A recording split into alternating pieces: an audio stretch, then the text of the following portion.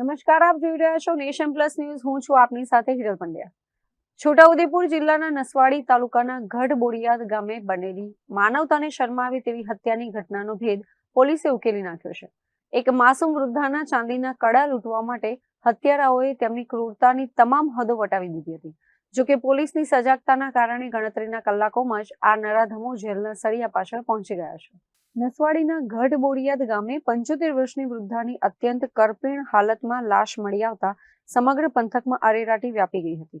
લૂંટારુઓએ વૃદ્ધાના પગમાં પહેરેલા ચાંદીના કડા કાઢવા માટે નિર્દયતાપૂર્વક તેમના પગ કાપી નાખ્યા હતા અને ત્યારબાદ માથાના ભાગે બોથડ પદાર્થ મારી તેમની હત્યા કરી નાખી હતી.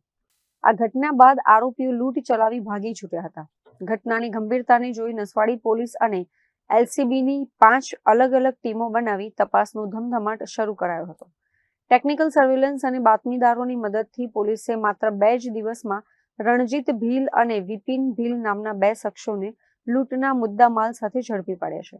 પોલીસ પૂછપરછમાં ચોંકાવનારો ખુલાસો થયો છે કે આરોપીઓની ઇકો કારના હપ્તા ચડી ગયા હતા અને ફાઇનાન્સની ચૂકવણી કરવા માટે તેમણે આ લૂંટ અને હત્યાના પ્લાનને અંજામ આપ્યો હતો. 29 तारीख अप्रैल 2026 को नसवाड़ी तालुका के गढ़ बोरियाद गांव में एक मर्डर का बना था जिसमें लूट भी हुई थी. इसकी खबर पुलिस को रात को 11 बजे मिली थी उनके पड़ोसियों से और 11:20 पे पुलिस की टीम वहाँ पहुँच गई थी. इसमें जो विक्टिम हैं उनका नाम दशरी बहन है और वो उनकी उम्र 75 यानी 75 साल है और वो मजूरिया काम करती थी.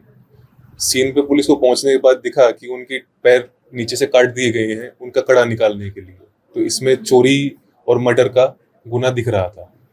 उसके बाद हमने 5 टीम का गठन किया जिसके अंदर हमारी नसवाड़ी पुलिस स्टेशन की टीम और छोटा उदयपुर एलसीबी की टीम थी. तपास चालू हुई और हमने सीसीटीवी और जो भी तमाम एविडेंस था उसको चेक किया तो उसमें 2 लोगों के नाम सामने आए आसपास पूछताछ में भी, जिनका नाम था रणजीत भाई भील और विपिन भाई भील. दोनों ही नसवाड़ी तालुका के ही रहने वाले हैं. इनको आसपास उस समय देखा भी गया था और इनका थोड़ा गुनाहित पास्ट भी है, पहले चोरी में ये आ चुके थे. इनके ऊपर हमने तपास शुरू की और इनको हमने इंटेरोगेशन के लिए लाए. इनसे बातचीत के बाद पता चला कि ये लोग पिछले 1 महीने से प्लान कर रहे थे इनको मारने का और इनसे इनके जो पैर में कड़े थे उनको चोरी करने का. उस दिन रात को ये लोगों ने घर में घुसे और दोनों ने पहले डंडे से इनके सिर पे मारा और ये जब गिर गई और कड़ा नहीं निकाल पाए तो इन्होंने उनके पैर काटे कड़ा निकाल लिया. अभी पुलिस की टीम ने विदिन 2 दिन से भी कम समय के अंदर इन दोनों को पकड़ लिया है और हमने सारा जो एविडेंस है, दोनों हमें कड़े मिल गए हैं जिन पे दशरी बहन का नाम भी लिखा हुआ है.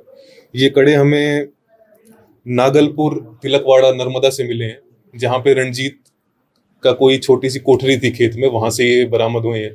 इन दोनों के घर से कपड़े मिले हैं जिन पे खून लगा मिला है, वो भी पुलिस ने बरामद कर लिया है.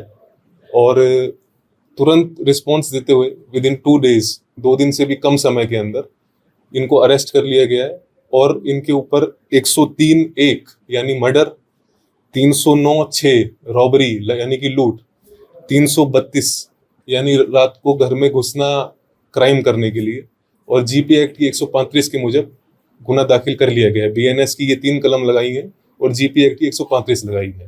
Rehan Patel, Nation Plus News, Chhota Udepur. સમાચારોના સતત અપડેટ મેળવવા માટે અમારી નેશન પ્લસ ન્યૂઝની યુટ્યુબ ચેનલને સબસ્ક્રાઇબ કરો, બેલ આઇકન દબાવો અને જોડાયેલા રહો ફેસબુક, ઇન્સ્ટાગ્રામ અને ટ્વિટર પર.